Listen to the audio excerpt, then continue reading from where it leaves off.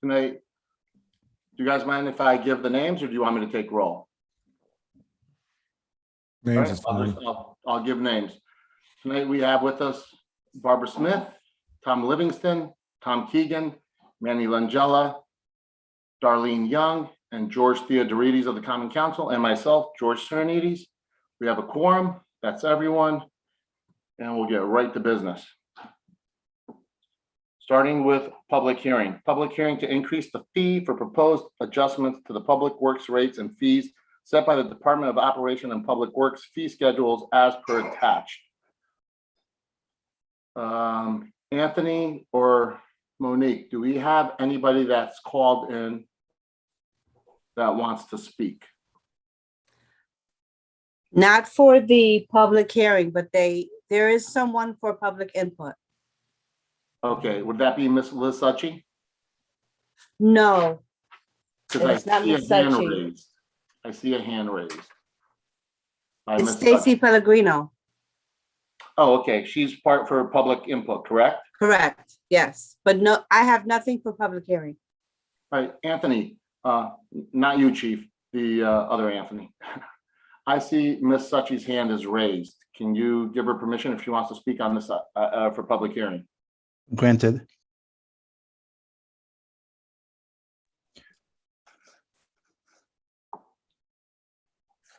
Good evening, Miss Suchy, can you hear us? I can certainly hear you.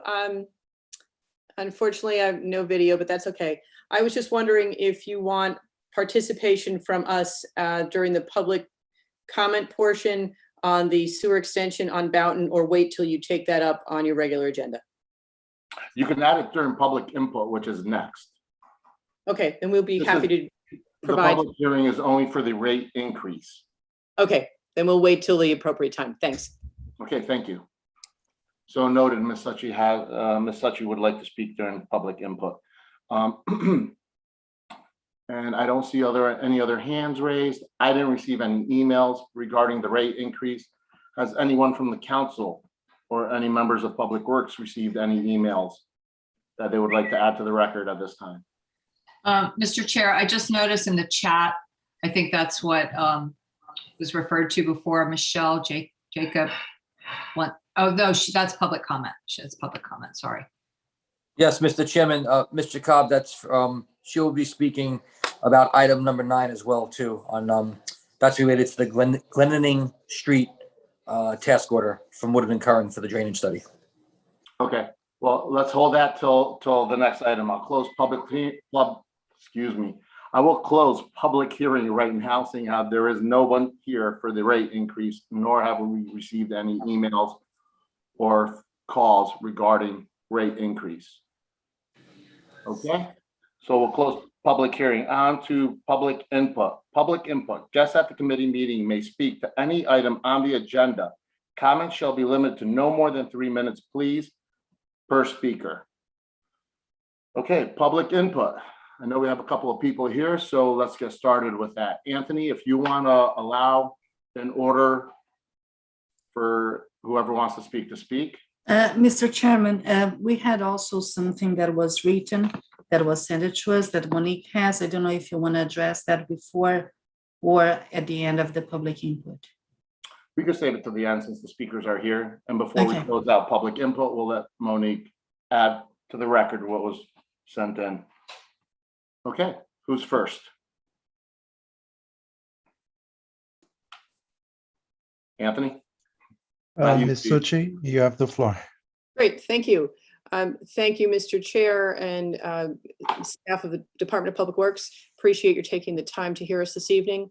The application that has come before you for your action relates to an extension of the sewer line on Boughton Street to serve a 5-lot approved re-subdivision of property at 174, 176, and 176.5 Boughton.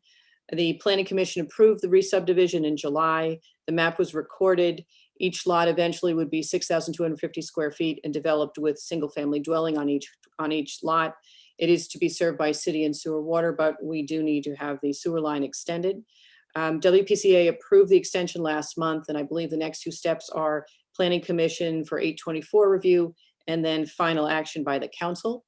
But on the line tonight should be Steve Santacroce or Manny Silva from Rose Tiso, and they are the project engineers in case you need to hear from them or want further information or a more in-depth presentation. That's all that I have to say, but I prefer to turn it over to Steve so he can fill you in on the details of this proposal if you so desire. Sure. Thank you, Ms. Suchi. If he's online right now and he would like to speak, that's fine. Just keep in mind you have 3 minutes to just speak on the item itself.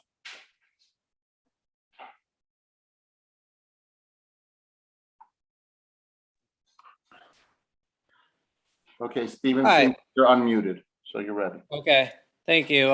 Is there a way, I'm not seeing a share screen option on my end. Is there, sorry about that. I usually see it on here, but I just I want don't to, think you can as an attendee.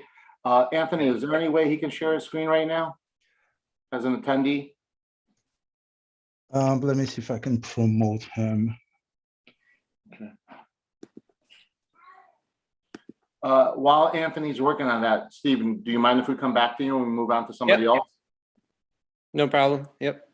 Okay, so Sorry Stephen will about keep that. you in the loop. As soon as Anthony tells us how to do it, we'll hopefully move on from there. Okay. We also had another person that wanted to speak tonight, correct?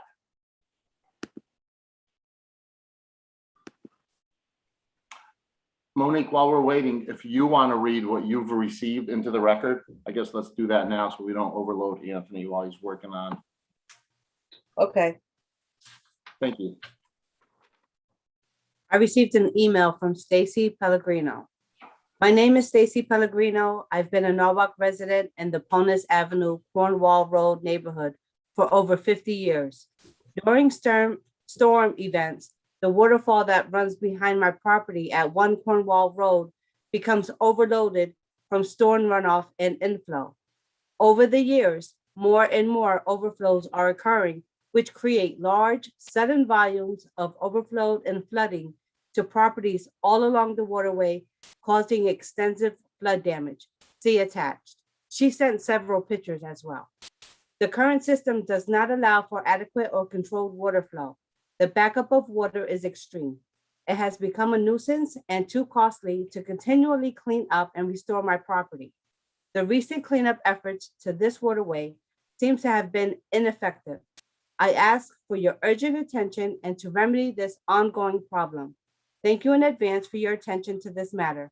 Respectfully submitted, Stacy N. Pellegrino, 1 Cornwall Road, Norwalk, Connecticut. And that was it. Thank you, Monique. And You're if welcome. Ms. Pellegrino's listening, thank you very much for writing in and taking the time. Monique, if you could circulate those photos to everyone on the committee, please, that would be greatly appreciated. I've seen Yes, them. I I'm will. not sure if everyone else has had a chance to, but let's just get it out to the rest of the committee members. Okay. And if Ms. Pellegrino is on, I hope she sticks around because we will have a discussion item at the end where we do talk about the flooding in the different areas and the plan and action currently. Okay, I see somebody And, has their hand raised. I believe it's Michelle. Yeah, hi, Michelle Jacob. Yes. Okay. Thank you. I'm sorry. I'm working off a small screen here. Sure. All right. So my name is Michelle Jacob. I live at 19 Glendenning Street.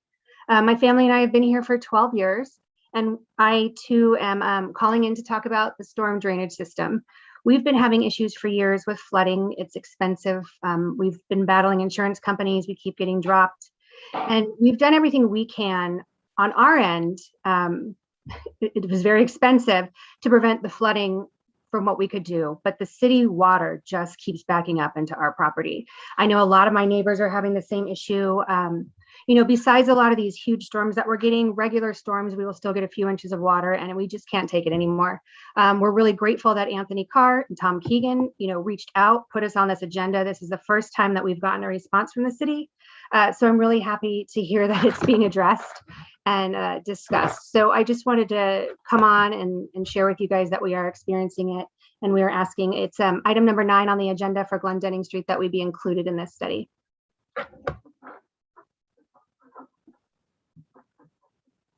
Jacob, thank you very much for calling in.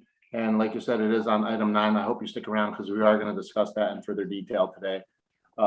Actually, I don't think you remember, but I did stop by your house last time your house flooded. I was the one in the pickup truck on my way to dump because my house flooded. Not comparing, just Thank you. throwing that out there. So Good, obviously, we sympathize. We know it's been an ongoing problem, and again, I'm going to thank Mr. Carr and the rest of his crew because they have been working very diligently on the flooding and trying to come up with different remedies. Again, this is going to have all go on at the very end, so please stick around and you could hear the discussion at the very end. Thank you. Okay, now. And this is Anthony. Stephen has been promoted to panelist, so if he would like to share his screen, he now has that capability. All right, Stephen, are you still with us? Yes, yep, thank you. Yeah, I'll just go through the plan very briefly, just to give an overview of what we're seeking approval for. So let me do that.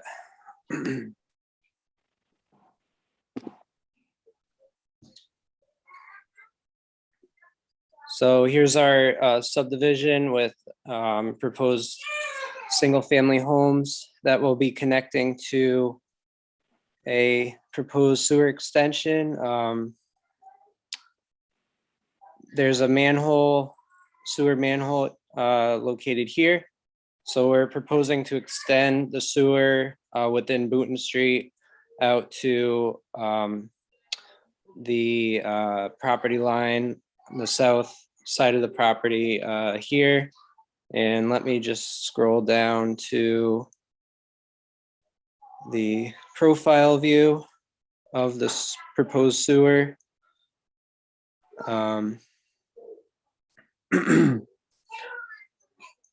So it might be hard to see, but here's the existing manhole, and this dark line here is the proposed sewer to proposed manhole here, 165 feet at 1%, and another 165 feet to proposed manhole here with laterals serving each lot.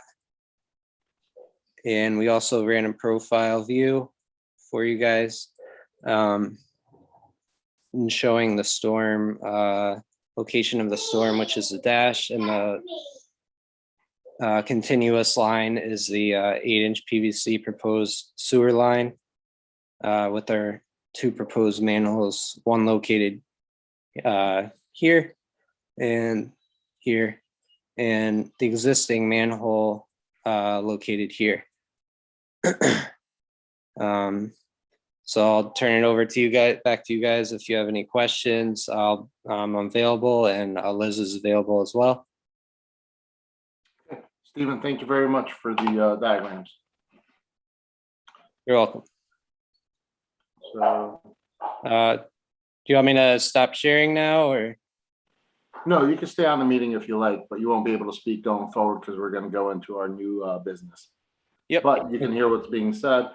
And when the items get read, you can listen in to whatever comments or concerns come up. And then Okay. at the very end, there's going to be a discussion item, which most likely this won't come up. So you should be done, but you can stick Okay. around to the very end if you like. Yep. Got it. Thank you. You can stop sharing your screen and Anthony can, all right. Are we back in business? We are. Awesome. Thank you, Anthony. All right, do we have anybody else for public input?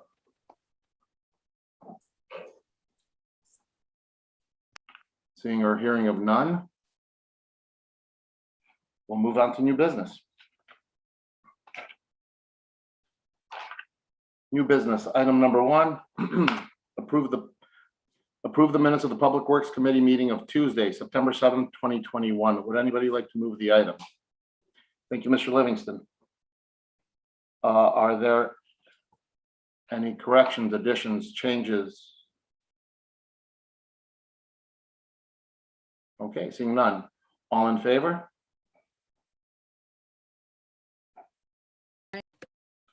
Okay. Mr. Theodorides? Yes, I had my hand up, but Sorry, I apologize. Yes. All right, so it's unanimous. Item number Mr. 2. Chair, I need to abstain. Oh, I'm sorry, Ms. Smith. Okay. I apologize. All right, Monique. Note that Councilperson Smith abstained, please. Okay. An abstention? Okay, item number 2, approve the minutes of the special joint meeting, Public Works Committee meeting and Planning Commission meeting of Tuesday, September 13th, 2021. Would anybody like to move the items? Thank you. Ms. Smith. Are there any additions, corrections, changes? Seeing none, all in favor?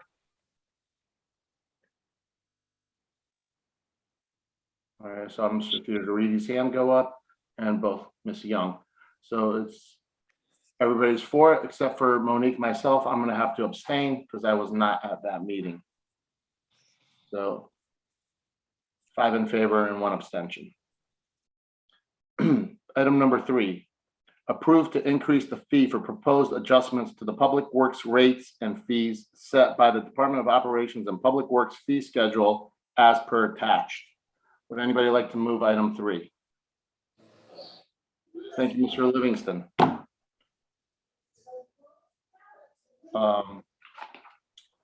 These rates have been proposed to be increased as far as I can remember. Anthony or Mr. Carr, or whoever wants to take this on. I know we have Ms. Palladino with us tonight as well. The last time we saw an increase was about 7 years ago, if I'm correct. Yes, Mr. Chairman, April 8th, 2014. Okay. Who would like to speak a little bit more on it? I could add a little bit. I know this has been before the Public Works Committee, but just for refresher, these price increases are associated with our GIS pricing, specifically the reproduction of large prints, which are basically larger than 11 by 17, smaller prints, obviously less than 11 by 17, GIS maps, and an item known as a shapefile, which is basically like an electronic AutoCAD file. So those prices fall into GIS, which relies on the engineering, and under the operations component of Public Works, there is the events section of the ordinance, but specifically special event fees. And the cost that we're proposing for the increase, or the fee increases proposed, are for barrels and barricades, which are provided to different vendors and for different events, and also missing and replacement barrels and barricades. So just to look at it holistically, the GIS component falls on the engineering, and then the special event fee and the barricades and the drums fall under operations. And the cost, just for some examples, the customized GIS map, which falls under engineering, used to be $60 an hour with a $30 minimum. We're now proposing $100 an hour with a $40 minimum. Under operations for the barrels and barricades, instead of a $750 refundable deposit, we're now proposing a $1,500 refundable deposit. And again, these fees haven't been increased in 7 years, and especially with prices going up now with COVID, plastics, steel, lumber, other types of materials, and also the fact that the labor rates have gone up.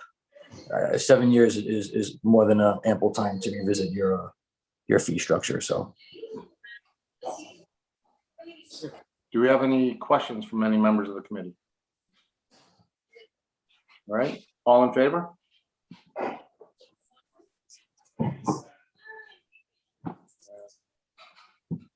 All right, it's unanimous. Great. Item number 5. Approve the proposed sanitary sewer extension at 238 West Ross Road to provide sanitary sewer service for the St. George Greek Orthodox Church and potential 12 parcels adjacent to the proposed extension. Through technical analysis, it was confirmed that the city's sanitary sewer collection system and wastewater treatment plant can accommodate the additional sewer sanitary flow generated from the proposed connection. The proposed sanitary sewer extension shall be constructed in accordance with DPW and WPCA sanitary sewer permit process and sanitary sewer main extension policy, and to be referred back to the WPCA board for final acceptance. Just for a note, the policy was adopted in July 7th, 2021. With this policy, this permit goes before the WPCA, then to the Planning Commission,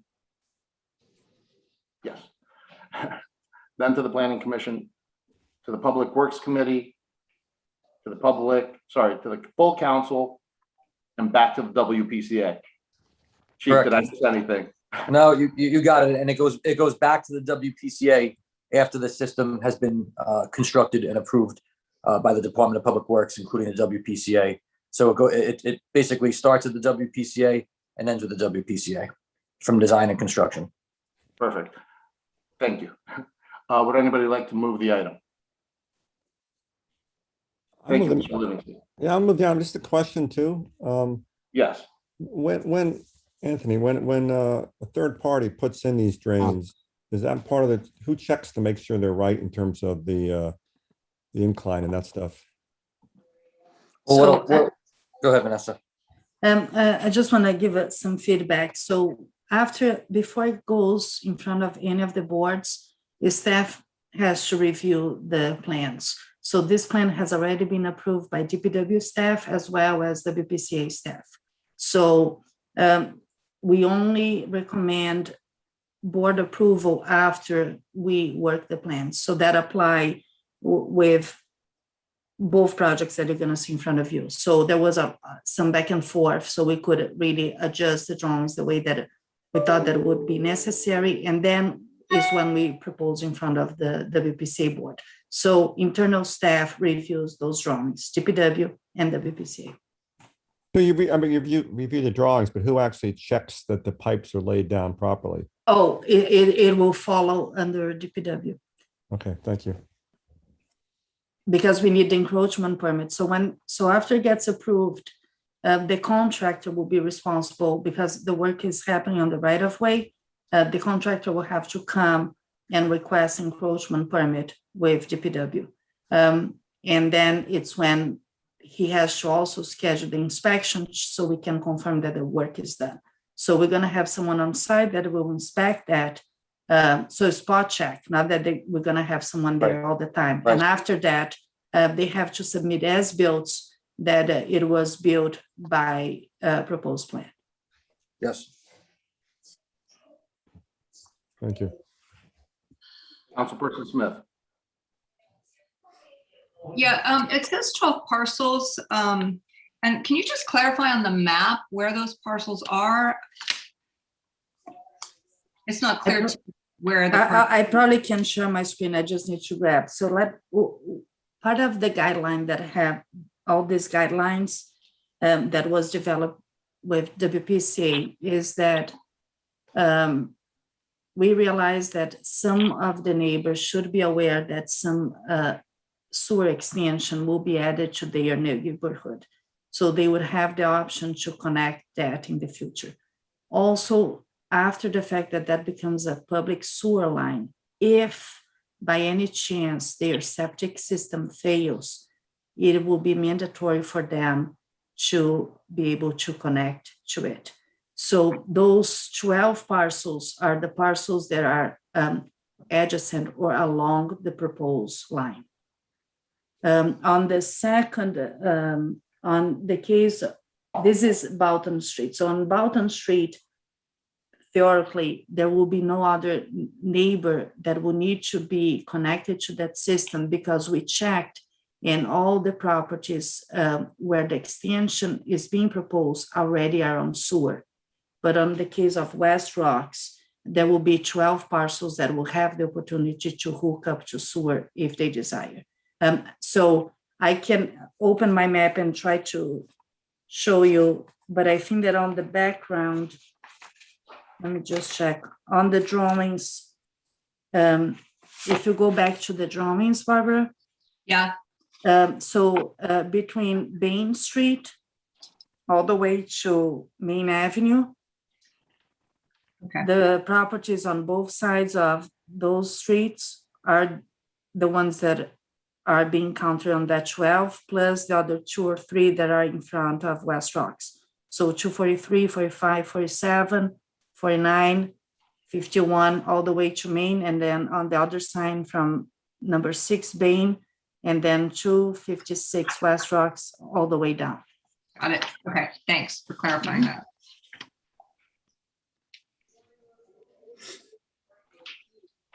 Okay, do we have any other questions? All right, seeing none. Just to confirm one more time, Vanessa, once this gets approved at the committee, it's going to go on to the full council, correct? And then from there back to the WPCA. So WPCA already approved, so DPW has to approve, also planning, the planning commission has to approve because it becomes IA-24, then will be for full council to approve.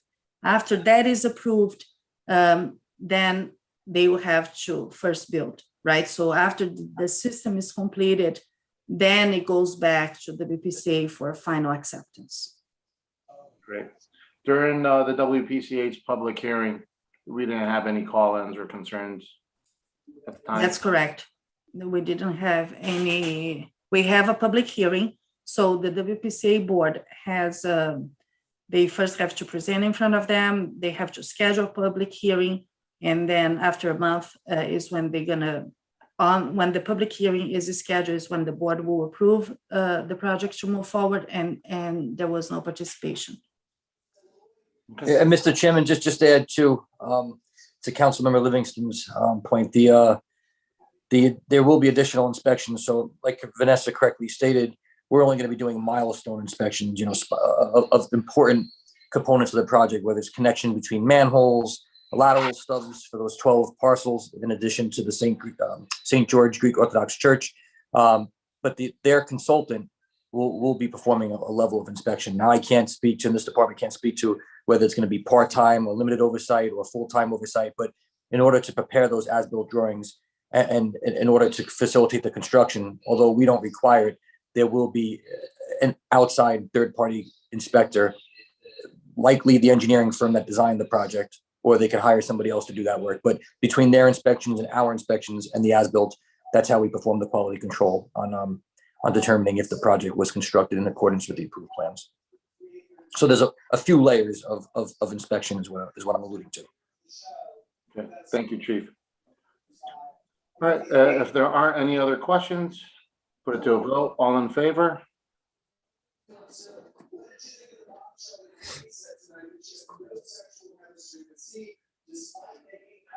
All right, 5, 6 in favor, and Monique, I'm gonna have to abstain because it's my church.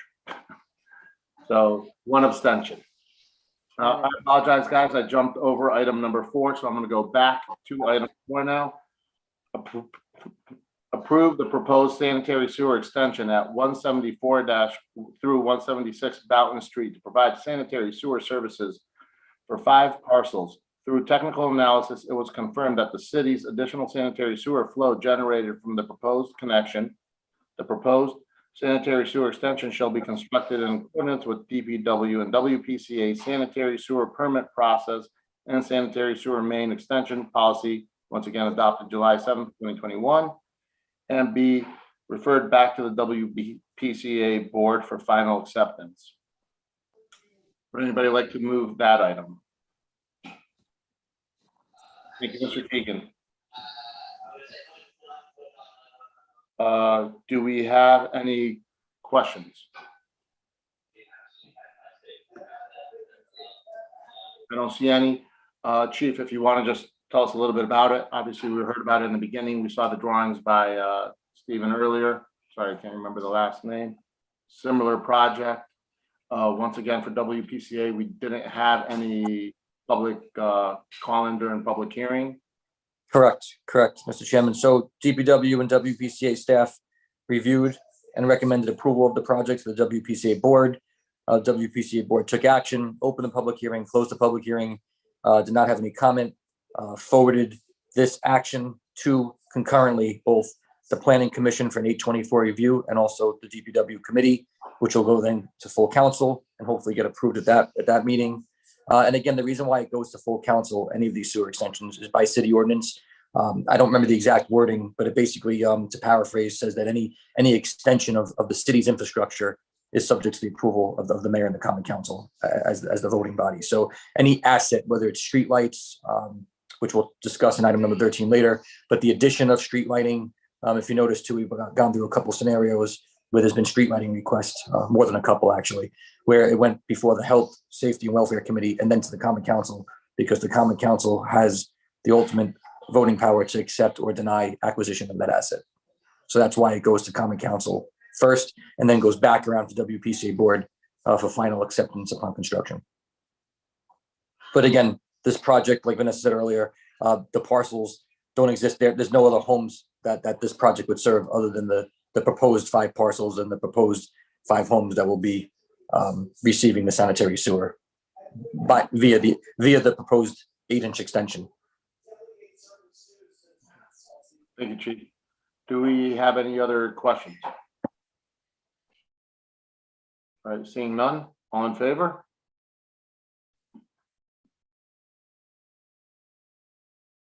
All right, it looks unanimous. Thank you, everyone. Item number 6, authorizing Mayor Harry W. Rilling to execute a 5th amendment to the August 28, 2007 agreement for professional engineering services between the City of Norwalk and A. DeCesar Associates PC regarding the East Avenue reconstruction project for an amount not to exceed $95,000 in accordance with the attached scope of service dated September 27, 2021, accounts noted. Who would like to move the item? Thank you, Mr. Langella. Okay. Chief, who would like to tell us a little bit about this item? Before Vanessa could provide additional detail, but at a high level, the approval for this authorization, or this 5th amendment, I should say, is for construction administration, which is the review of RFIs, which are requests for information, addendums, field changes, submittals during construction, for the Advanced Utilities Project, which is the project that's currently underway on East Avenue. I'm sure most of you, if not all of you, have driven through it. And also for the additional road improvements and road widening on East Avenue, which I believe are from Olmsted to Fort Point, Winfield. But Vanessa, if you could provide just additional context about the master services agreement and why this amendment is needed and what Mr. DeCesar will be providing. Sure. So this is just the construction administration fee from our DeCesar. Our DeCesar is our consultant on the design of the East Avenue roadway improvements. Now with the advanced utilities, remember that there is a portion of that project that is within the city, that the city is partnering with the state so we can get that completed. So we are responsible for the oversee of the construction associated to that between Fort Point and Olmsted. So these fees reflects that. So we need to do a couple of revisions on right-of-way maps. There is some shop drawings review that will happen, RFIs and that kind of thing. So that's why it's the $95,000. Thank you, Vanessa. Do we have any questions or concerns regarding this item? Okay, seeing none, all in favor? All right, it's unanimous. Item number 7, authorize the purchasing agent to issue a purchase order to Waste Quip for the purchase and installation of 1 compactor at the Norwalk transfer station for a sum not to exceed $233,565.67 through Sourcewell awarded a contract number 040621-WQI, City of Norwalk ID number 97613, accounts noted. Who would like to move the item? Thank you, Manny. Thank you, Mr. Langella. Okay. Mr. Chairman, I could start off with the introduction and provide additional context. And if Mr. Torrey and Ms. Palladino would like to add, they certainly can do so. So the Norwalk transfer station, the transfer station that's owned by the City of Norwalk and operated by City Carding under our contract, which expires in June of 2023. There's 3 compactors located inside that transfer station. 2 compactors were replaced in approximately 2014 and 2015. Those would be compactors number 1 and number 2. So there's 3. The 3rd compactor was built and installed when the transfer station was constructed in 1987. So that was at about 33 years old. Over the last several years, and I know Chris and Jessica have been through this with this compactor, it's been more down than up, which doesn't necessarily hamper the operation. As we can see, the operation is still pretty efficient, but the issue is that now with the compactor not being fully functional and now being obsolete in parts, and also in an effort to standardize the other two compactors, which are also waste quips, at this point, the third compactor has exceeded its useful life and is really no longer considered a useful asset to the Department of Public Works or even to city carting. And the problem is with having the third compactor down, you're straining and overtaxing the other two compactors. So it's not, if you want to think of it as, it's not sharing the load equitably across the board. So what's going to end up happening is you'll burn out and put more wear and tear on the first two compactors versus having the load distributed evenly between the three. So installing the third compactor will actually increase and add longevity to the first two compactors, 1 and 2. And also just to note too, I know Chris had provided this information. When we originally requested the compactor replacement several years ago, the cost was actually, I believe, $165,000 for the same compactor. So today, unfortunately, today's dollars, following the pandemic, which we're not out of yet, the price has gone up to $233,000. Oh, sorry, Mr. Livingston. No, well, you're chair, but I was just gonna roughly ask how old the third compactor is and what it's roughly costing us right now in maintenance fees. I could speak to the age. I don't know the maintenance costs. I'll defer to Chris and Jessica, but the transfer station was constructed in 1987, Mr. Chairman. At that time, 3 compactors were installed. This is the third of 3 remaining from 1987. So 21 plus 3, 24 years old. But the other 2 were replaced in 2014, 2015 with waste quits. so how does this relate, if at all, to the work we're doing at the transfer station right now? As far as the which work, the We're Chief, I just think he's repairing. speaking to the floor. the Yes, tipping, we're just repairing the floor there. yes, the tipping So floor, yes. we yes. should be finished there soon, Tom, probably before that. Does this sit on that floor? I mean, or is it just? So the compactor sits below the floor, Mr. Livingston. The floor repair is the concrete repair on the tipping floor. The installation of the third compactor wouldn't be done until after the tip floor work is finished. There's also a lead time on new compactors that's in the range of 16 weeks. So, Wow. Yeah, it is an extended lead time. So we're not looking to actually do the construction of the compactor replacement until early next year. Gotcha. All right, thank you. Just also by the way of history, Tom, Mr. Livingston, the compactors were put in when the transfer was changed from an incinerator transfer station to the transfer station as you know it today. It wasn't a new construction in 1987, it was just changed in 1987. And then the second thing is being that we only have 2 compactors, a couple weeks back, one of the compactors went down. It took some time with COVID to get it fixed, so we're down to 1 compactor. And the line to get into the transfer station was all the way around to Butler Street. So by having the other compactors could be the difference between leaving trash on the transfer station floor for a weekend or getting it out same day. Thank you, Chris. Thank you. Do we have any other questions?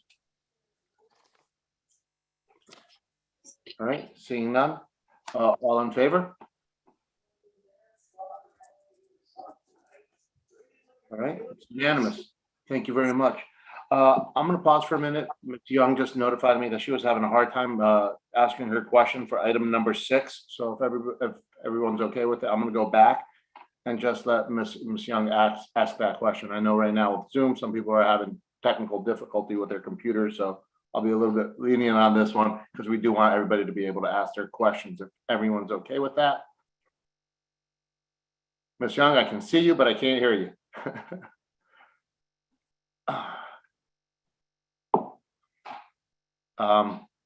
Is this something that can be emailed to the committee and responded to at a later time?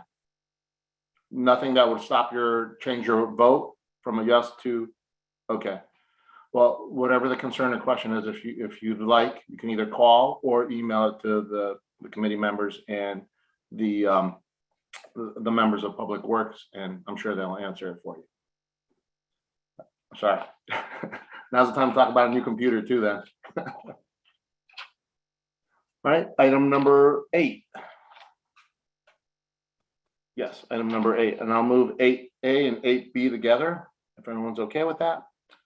Authorize the mayor, Harry W. Rilling, to execute an agreement with Deering Construction, Inc. for project RD 2021-2, concrete, curb, and sidewalks at various locations for an amount not to exceed $2,591,861.35, accounts noted. 8B, authorize the Chief of Operations and Public Works to execute orders on contract with Deering Construction, Inc. for project RD 2021-2, concrete, curb, and sidewalks at various locations for an amount not to exceed $259,186.14, accounts noted. Would anyone like to move item A and B? Thank you, Mr. Livingston. Who would like to just bring us up to speed on our moving forward annual contract on curbs and sidewalks? I could start, Mr. Chairman. So this is, as the board members, committee members may know, we Public Works issues this contract every year. And the key thing to remember is that this contract is tied to our pavement management program, which again, the city's broken into quadrants. So once every 4 years, the roads are evaluated based on their pavement condition index, which is just a grade, 100 being the best, 1 being the worst. And that is really drives the sidewalks and the curb that we'll be replacing in subsequent years. So they're different contracts, but they are both linked together through the pavement management program. And again, we do spend all the money that the council and the mayor authorized for this, and we could keep spending millions more dollars on sidewalks and curb, but again, to keep it narrowed and focused and fair and equitable across the board, we do concentrate in the areas that are upcoming for our pavement program. So for example, in the spring, we'll be working on Delaware Avenue, Fremont, Hudson Street, Plymouth, Thames Street. We already have areas identified that are part of the pavement program. Sometimes they shuffle a little bit if streets change slightly, but for the most part, we do follow our pavement management program. Vanessa, do you want to add?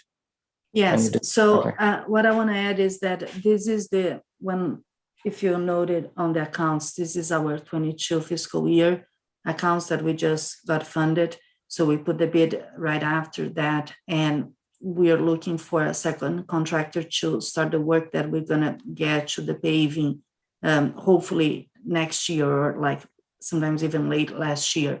A lot of times it happens that we're gonna have 2 different contractors working on sidewalks in different parts of town. One is related to the current work that has been awarded, and the other one is for the new fiscal year.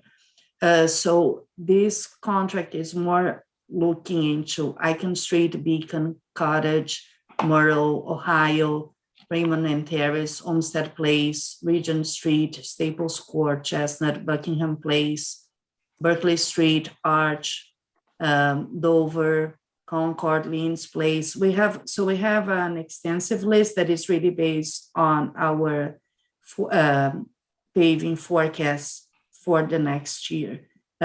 Sometimes our list is a little bit larger that we know that the contractor can do on the scope, but it's very common that when we find some utilities conflict, or if we know about different projects that may be happening in that area, we'll have to move those streets to another calendar year. So that's why sometimes, but we try to include on the scope already all the streets that we are considering for sidewalks in the next season, and then give us a little bit of mobility in case we have some conflicts that we need to tell the contractor where to go. Thank you, Vanessa, and thank you, Chief. I see this time around we had 3 bidders, which is great because in the past years we were struggling getting bids in for these contracts, and Deering obviously won the bid. I know we've been using Deering a lot around town lately. Do you have any input regarding their scope of work and any concerns? No, we definitely support that. They were the ones that had the same contract last year. This year, Grasso has it.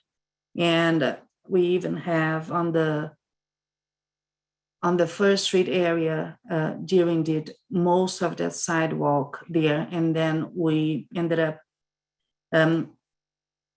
get to the total amount of that contract, and we have to move Second Street and put it out to bid on the next fiscal year, and we ended up finishing Second Street this year by Grasso.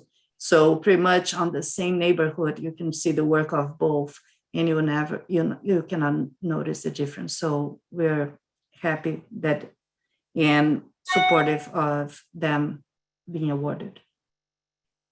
Awesome. Mr. Livingston. Thank you. Vanessa, since you said this is pretty tied to the paving contract, the streets that covered by the paving contract, does it make sense that the contract also be sort of on the same basis? I think, isn't the Grasso contract a 3-year contract, or at least multiple year with additions? Well, before it used to be like that, but now we thought that it was much more efficient if we can have 2 separate bids. We believe that we get more aggressive prices first, and then second, give us a little more mobility on which areas we want to do, because sometimes there are a few areas that we use on paving that there are no sidewalks at all. And some of them, like for instance, now the Sanitary Avenue, that it's our goal to finish by next spring. We have a lot of conflicts and a lot of work that needs to get done there. So this way we can, for instance, while we're doing now drainage work on that area, we can move the sidewalk crew to go do something else in another area.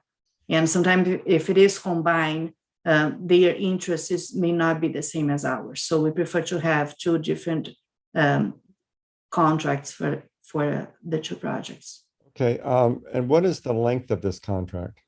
Usually is a year. Yeah, and the length of the Grasso one, wasn't that a year with extensions? Yeah, I believe do we have It 1 was year? for the 1 year paving. Right. For the paving, yes. But we usually, what we do is we have to put the scope on what they're gonna bid. We cannot, it's not an open contract without them know what areas they're gonna be working. But the Grasso contract for paving, it does have the option to extend. On the Grasso sidewalk contract, now that option didn't exist. Gotcha, because you just don't know far enough in advance, right? Is that what you're Well, saying? I believe that, I'll be honest, Mr. Livingston, we may have added, I don't think we added the portion of extension to the sidewalk. Otherwise, it would have shown on the language.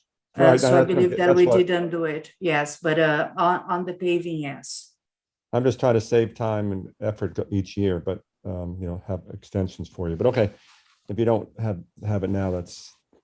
Yeah, we Maybe next didn't year. have on this one, but we'll consider for the next one. Yeah. Good. Any other questions? All right, seeing none, all in favor?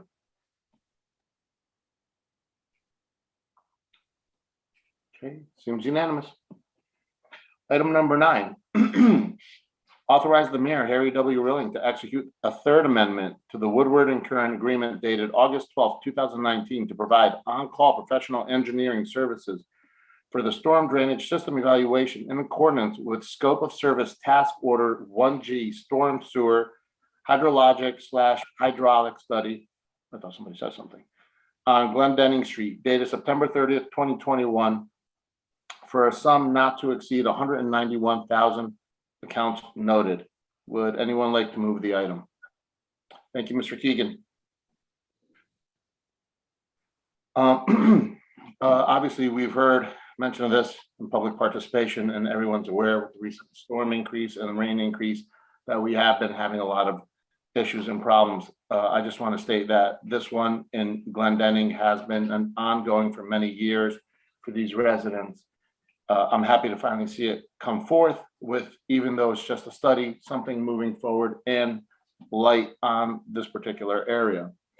That being said, Chief, who wants to start off on this? And I know we're probably gonna have a couple of questions from the committee.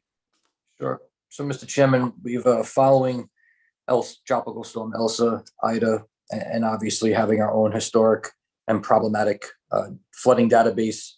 Since I've started, I have been contacted by several residents on Glendenning about the flooding issues, and Woodland and Curran was aware of this. We actually were going to include this months earlier in scope, but unfortunately we had to change directions with one of our other assignments. So we recognize and we understand that this has been a problematic area before even Tropical Storm Elsa came into play, or Isaias, even before any of those storms. Again, this predates my tenure here, and I know my staff knows the area very well. Glendenning is one of many that we have in our database, and one of definitely a number that surfaced after Elsa and after Ida. Other areas include the Boughton Street area, Heather's Lane area, Glenwood, which we'll speak about next. Obviously, this is Glendenning.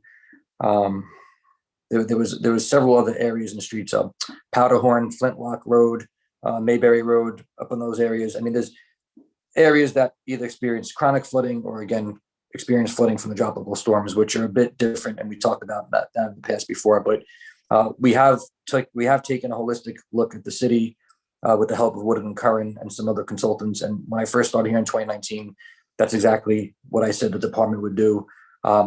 You don't want to run to different areas and put band-aids on. I know in government sometimes the word study means nothing's going to happen for a long time. But if you have the right pieces in place and you have the right legislative body, you have the people that take the interest in it, and you have diligent and skilled staff who push for this, then things do happen. And I've been part of a lot of drainage studies that have become construction projects. So that will happen here. It's if you notice too, in item number 9 and 10, the studies are expensive, and that doesn't even include advancing what the recommendations and findings are from the study to a full design, also known as construction bid document. So this is just for the study to analyze the area. What's the problem? What are the preferred solutions? What can we actually afford? And there's an iterative process that goes on for months between us and the consultant. So just to give you an idea again, and this will cover kind of the last item we speak about, but the Dreamy Hollow, Betts Brook, Friendly Pond Drainage Improvement Project, we started that flood study in November of 2019. And we are happy to say that at the end of this month, the project will be bid for construction. So again, we hope the same thing for the New Canaan Ponus Avenue, which that flood study is almost finished. It'll be designed over the winter, spring, and summer, and then bid next fall. So, these things take a long time because we want to do them right. And it's not just a matter of making a pipe bigger. It's not just a matter of extending a sewer, because if you extend a storm sewer where, let's say, a street that doesn't have storm pipes now, and you just add a few thousand feet of pipe or a few hundred feet of pipe, that could cause issues downstream because your system might not be able to accommodate that additional flow that normally would travel along the street or in the grass or be dissipated in another location. So, these studies are very important because they're the basis of everything that we're going to do moving forward. So, again, I was brought on for my flooding experience, and I know I have a lot of it, 20 years plus, and my staff is incredibly familiar with the system. Everybody from Chris Torrey and his group to Vanessa and Paul and Drew, they all have an institutional knowledge that I don't have coming here. So we fill the gaps in nicely. And this is really what you're going to see over the next few meetings. You're going to see a few more of these task orders for drainage studies. It might not be Woodland and Curran, might be one of our other consultants, but there are other studies that have been done, that have been put on the shelf, that we've asked other consultants to dust off, relook at, and update as necessary. Again, and the areas that I listed earlier are not all inclusive of everything that we're looking at now, but this is just more of the larger areas. So the staff has been putting a lot of time in. We hear all the residents. We understand that there's a problem on Glendenning, and this is the first step towards fixing it. That's all I have to add, Mr. Chairman, unless there's any other questions. But the scope is really to assess the field conditions, understand how the assets behave under different storm events, see if our mapping, how accurate the mapping is versus what's found in the field, and then using a model, a stormwater model, for lack of a better word, to see how our system, as it exists today, responds to various storm events. And then from that, the consultant will provide recommendations. They will come with price tags. We'll look at it from a feasibility analysis, from a cost benefit. What's the most we could spend that will benefit the most homes. So we're not going to sink a $5 million investment to help 2 homes. We rather sink a $5 million investment into 50 homes, 25 homes. So that's all looked at, but we do recognize there's an issue. We're not going to solve it overnight, but this is definitely more than a good start. Chief, do we have any questions from the committee? Mr. Keegan. Thank you, George. Just not a question, but a statement. Anthony knows that I've been communicating regularly with the people from different parts of the city about what has happened over the last couple of months with flooding. And as Anthony stated, this is a good start. I am fully supportive of any efforts of Public Works to try to remediate the flooding issues that we have in a lot of the city. And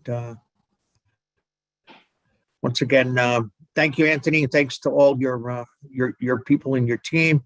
And I think the people of the city recognize that it's a lengthy process, and that we really want to figure this all out and figure it out. So I'm behind it 100%. And thank you, Anthony.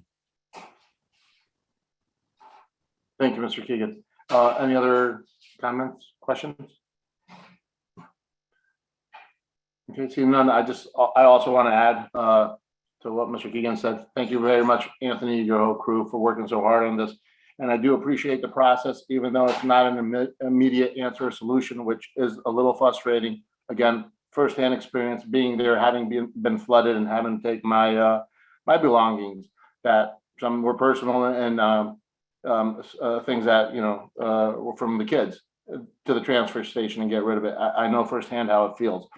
But to your point, we want to do it right and not just patch it and do a bandage job to some monetary figure that could go towards doing the project correctly. So even though it's going to take a little bit longer and it's going to be frustrating, and I apologize to all the residents for not being able to immediately take care of the project, but just letting them know that we are working on it, and you have a diligent staff in the Public Works Department that are looking for the best possible long-term solution. Okay. Item number 10. Authorize the mayor, Harry W. Rilling, to execute a third amendment to the Woodward and Curran agreement. Excuse me, Mr. Chairman, I don't didn't think vote you on guys that, did we? voted. You Oh, we didn't didn't vote. vote on it? I thought everybody No. was in favor. All right, all in favor? Yeah, okay, it's unanimous. Item number 10, authorize the mayor, Harry W. Rilling, to execute a third amendment to the Woodward and Curran agreement dated August 12, 2019, to provide on-call professional engineering services for the storm drainage system evaluation in accordance with scope of service task order 1H storm sewer hydrologic/hydraulic study on Glenwood Avenue dated September 30th, 2021. Copy of included, for a sum not to exceed $201,500, accounts noted. Before I go any further, did I say that correctly, Anthony? Hydrologic? Yes, Mr. Chairman. Okay, just Hydrologic and hydraulic. okay. Would anybody like to move the item? Thank you, Mr. Keegan. All right, Anthony. All right. We'll keep this, maybe this description a little bit shorter, but and just for background too. So when people see hydrologic and hydraulic, they're just fancy engineering terms. For hydrologic is the study of how water behaves over a surface, typically a landmass, and hydraulic is the behavior of water in a closed conduit, like a pipe or an open channel or drainage ditch. So really, hydrologic is land, and hydraulic is a conduit or a channel, because both are obviously interconnected with each other. So Glenwood Avenue was another area where, if you've seen several of the tropical storm item maps that we've circulated, there's about 4 or 5 properties that were impacted, starting from 17 Glenwood up to about 23 Glenwood. They were noted on our customer service and DPW observations. Again, this system is a little more complicated. This is an approximate 240 acre drainage area, or watershed, if you will, that drains to this Glenwood Avenue area. And it goes over land via pipes, but what makes this a little bit more complicated is in the backyard of several of these Glenwood properties, there's pipes that go underneath buildings, then they're exposed with open water courses, then they're piped again. That drainage is all on private property. It then flows to our infrastructure, which is then tied to Clinton Avenue, and then it goes south to the Connecticut DOT's storm sewer system, which I was informed by staff they've recently upgraded in recent years. So there's a couple of components there within the 240-acre drainage area where it's not just looking at 5 homes, it's understanding the constrictions both on the private side, any constrictions on the city side, and potentially a bottleneck in the state's storm sewer system. Now, I'm not suggesting that there is a bottleneck there, but there could be. So that's the whole point of the study. Again, this is 240 acres, and these services include the analysis and the stormwater modeling, but inside those costs for both items 9 and 10 are also potential survey work that may need to get done as well, or any type of field inspection. So, and I will say that the operations staff and engineering staff have been fantastic, and that's another thing. So following the flooding and the issues, we did sit in the think tank, all the players from DPW, WPCA, and we put our heads together and we looked at all the locations, and we're actually gonna have a follow-up meeting either later this week or next week to go over where we are now. But operations did a fantastic job at mobilizing to a lot of these areas on Powderhorn, Flintlock, Rebel Lane.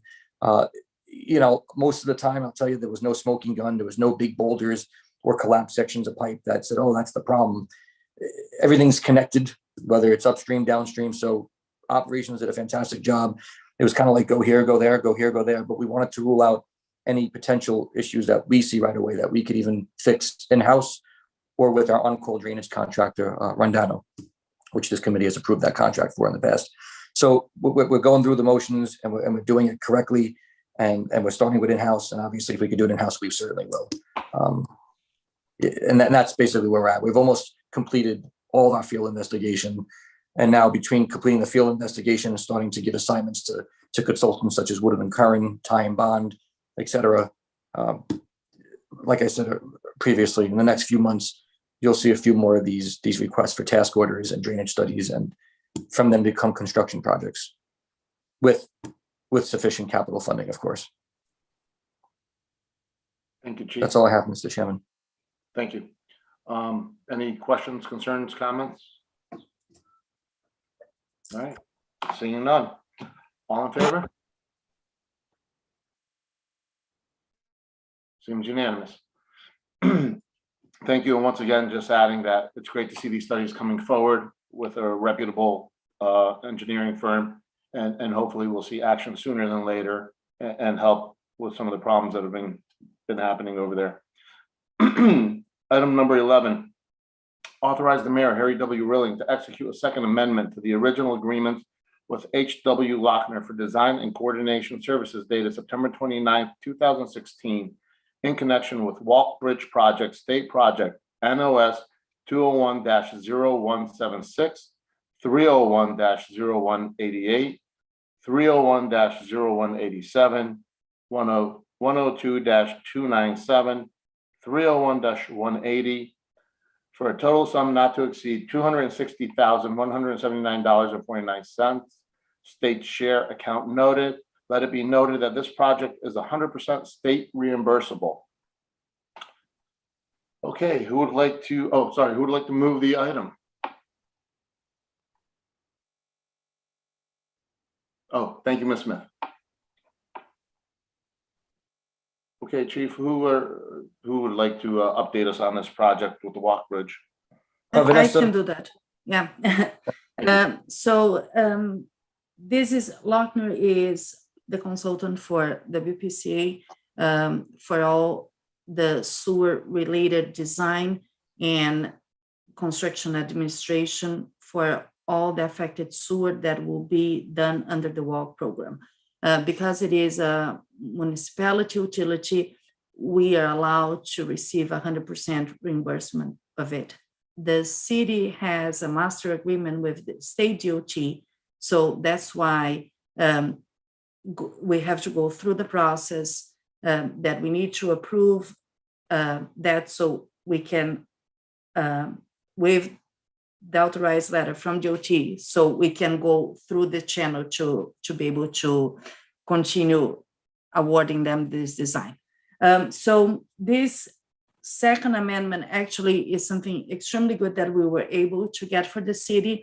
This will apply to do a force main sewer line from Vets Park going up 4 Point. So in our original design, it was just the gravity line. But then when we were going through and looking how we're going to do the construction on that area, this is between city, DOT, contractor, we realized that if that line is a force main, it will be easier to install because we're going to have a small pipe and can be installed not as deep.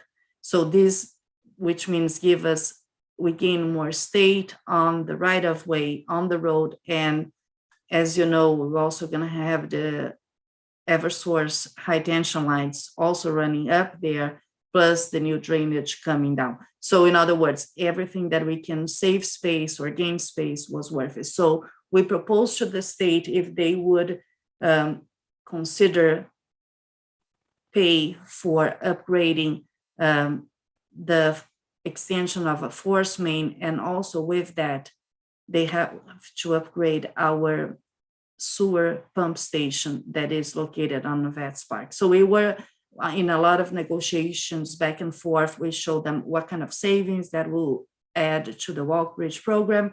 That will not be an extra cost, that will be exactly the opposite, or at least would be even. And then we finally got the approval.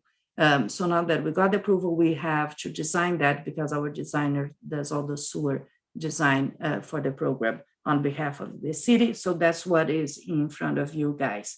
So it will be not only the design for the force main, but as well as the upgrade of our sewer pump station on Vets Park that will fit the system.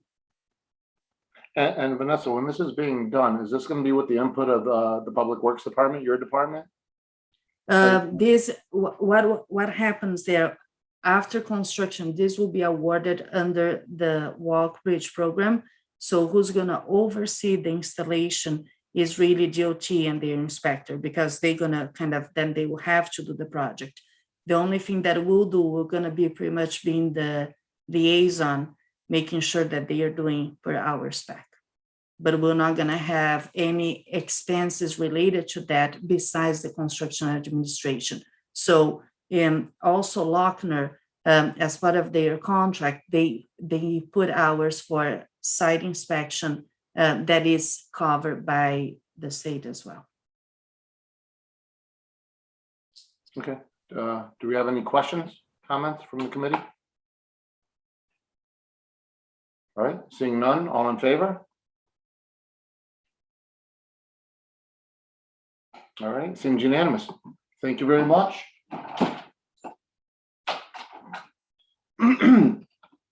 Item number 12, authorize the purchasing agent to issue a purchase order to Freightliner of Hartford, East Hartford, Connecticut for the purchase of one 2023 M2-106 Freightliner plow truck for a sum not to exceed $176,474.20, account noted. Would anybody like to move the item? Thank you, Mr. Livingston. So, Mr. Chairman, just to provide some context on the replacement of this Freightliner. So this Freightliner is a plow truck.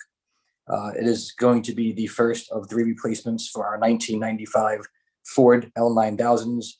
So our heavy-duty plow truck fleet is composed primarily of Mack trucks, which is the standard that the superintendent of operations and the department migrated towards over the last recent years, which is a very good standard. Mack trucks are fantastic. My Zoom background, you'll see that my truck is actually a Sterling. So our fleet has Macks. They have some Sterlings left, which is the picture in my Zoom. And then Chris's picture is a Mack truck. But we also have some L9000s as well too. So primarily Mack, some Sterlings, and some older L9000s. So this plow truck will replace one of 3 for the upcoming replacements. As you can see, they're not cheap. But this is a special plow truck because it's actually going to be our first heavy duty V plow truck. So basically what that's going to allow us to do is be able to better negotiate and get through tight streets more efficiently and obviously faster, and there's better operations, there's better safety. But this is actually designated for Route 25 in Rowayton.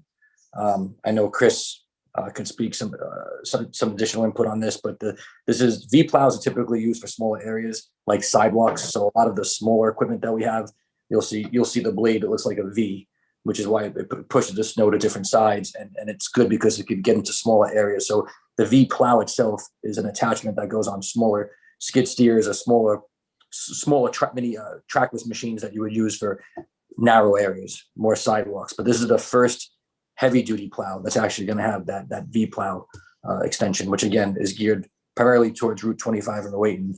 But obviously, if it's needed elsewhere, we would obviously deploy that truck.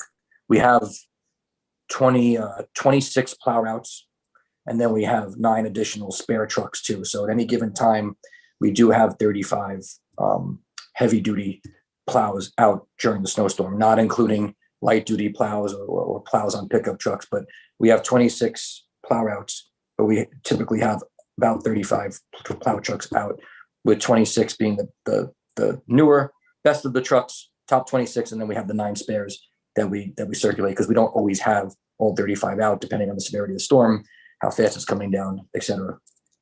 But this is exciting. I'll circulate a picture of what the V plow snowplow truck looks like from Google Images. It'll give you a bit more perspective and context about the equipment that we're ordering. Thank you. Mr. Livingston. Yeah, thank you. So Chief, you noted we would have Mack trucks primarily in our, we use them primarily. Do you foresee any issues switching manufacturer in terms of like replacement parts and service and all that stuff? Oh, I mean, Freightliners, and Chris could answer this as well. Freightliners is still a very, very good brand. I mean, Mack, Volvo, Freightliner, they're all very good. Again, we do have some Freightliners in there too. Freightliners are, how can we say it, a little bit more reasonably priced. They are the Mack quality with not necessarily the Mack cost, but they're very good. I've had Freightliners and White Plains. They've done very well. They last a long time. Chris, do you want to add anything additional to the purpose of the Freightliners? Mr. Livingston, we're not switching from Macks to Freightliners. The V plow heavy duty trucks aren't compatible with Mack trucks yet. So we want to go with and it's not just Rowayton, that's just the route that we're going to put it in to kind of see how it works. Because it's one of the smaller routes in the city, but it's also one of the tighter routes, like when you get into Rocky Point and Bell Island. So the hydraulics for that V plow don't match up with the hydraulics for the Mack trucks. Hence the Freightliner, which is the next best option. The state of Connecticut DOT actually, that's their standardized truck is the Freightliner. Great, So thanks. parts are, like Anthony said, there's a Freightliner dealer that we can get parts any day. We did think about that before we looked into this purchase. Thank you. I'm sure you did. I was just commenting because I know you guys work with you take every last ounce from your existing trucks. And I just wonder if this affects any of that, but I understand what you're doing. Thanks. But there's also like the Kasuth area off of Lexington is very tight in the winter time when you're trying to plow Cottage Street in East Norwalk. So we're looking to eventually maybe get 3 or 4 or 5 of these trucks in those tighter routes. And I think that you see a better job. I know you're asking yourself right now, how do you improve on perfection? But we're looking at these other trucks to kind of step up our game. Yeah, that was my next question.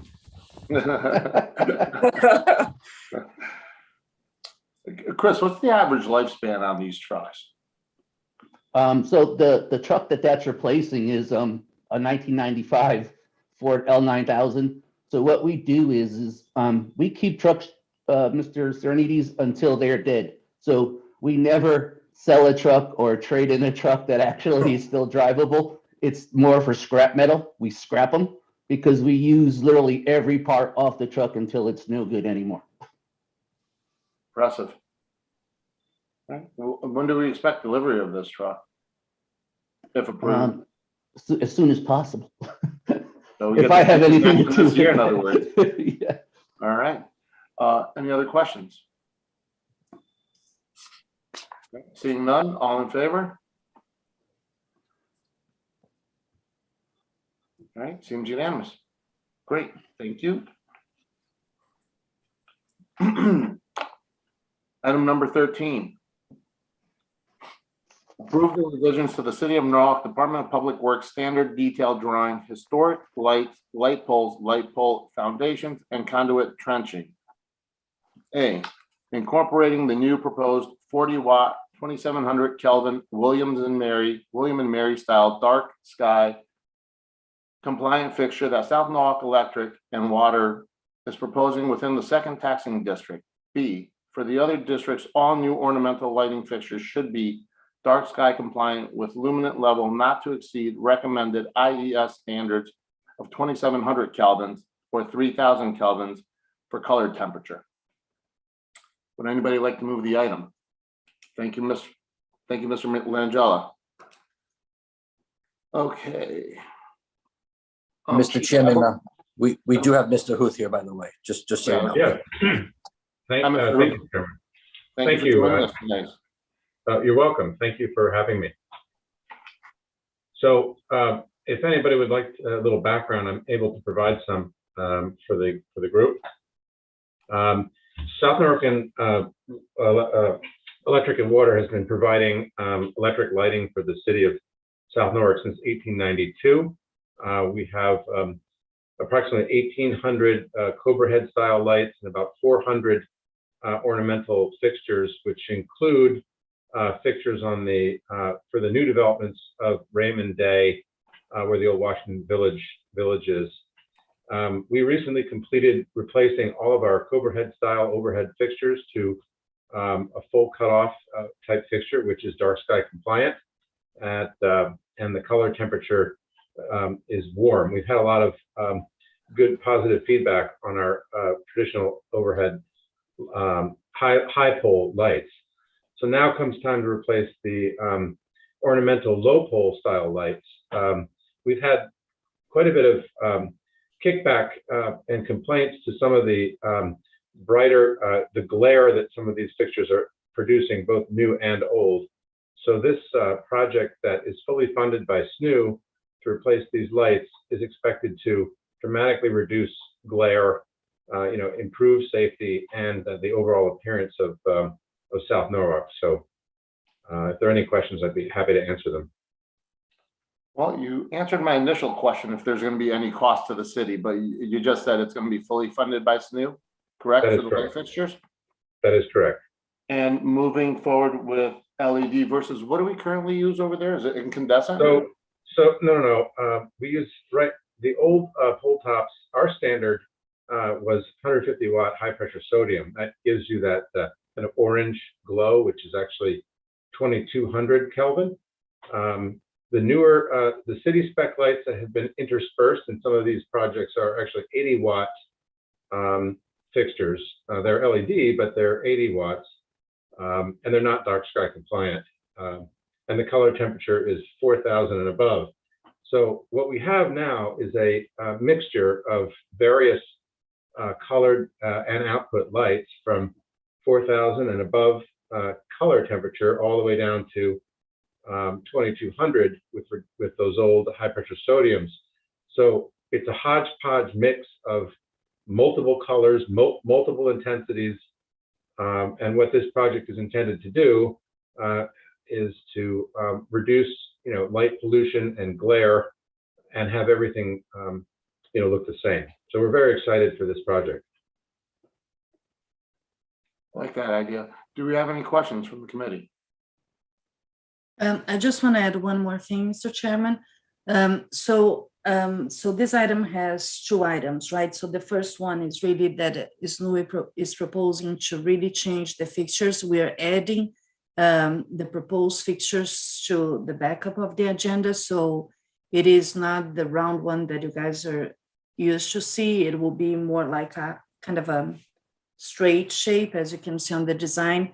If this gets approved, that will be part of the standards for the whole South Norwalk and Cedar Street district for all the ornamental lights.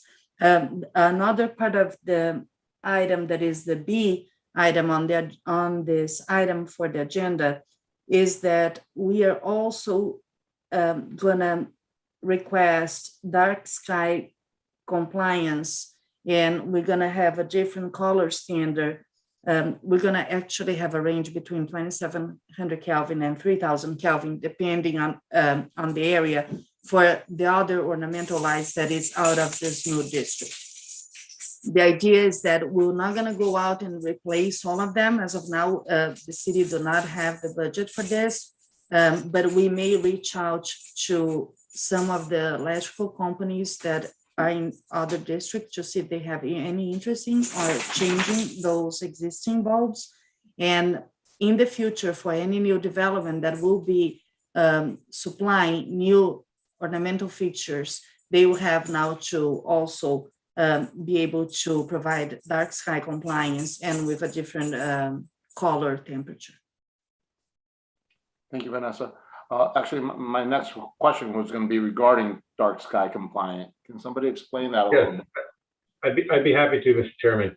So there's for decades now, there's been movements to install dark sky compliant lighting in municipal installations. And essentially what this does is it prevents or helps to reduce light pollution and glare by placing the light where it's needed on the ground, as opposed to up into the air and into apartments and bedrooms and so forth. Essentially, it concentrates the light output where it's needed, as opposed to spreading it out across the entire globe, or for example, the globe type fixtures. So it's become a standard now, dark sky and full cutoff fixtures, that the city really should be following. We certainly are, with regard to any of our fixtures, and it will make for a much more pleasant, nighttime lighting environment in the city. Yeah, there's one. If anyone has been to Calf Pasture Beach at night, this is a perfect example of how not to do lighting. The fixtures, it just blinds you. You cannot see. You can't see out into, for example, into Long Island Sound, because the light again is shining in your face, not down on the ground to light up the pathway. So that's kind of the idea behind the dark sky compliant.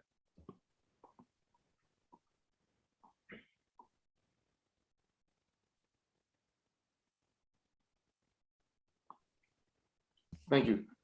Darlene, do you want me to read that, Ms. Young? Just for the members? Okay. Thank you. Let's see.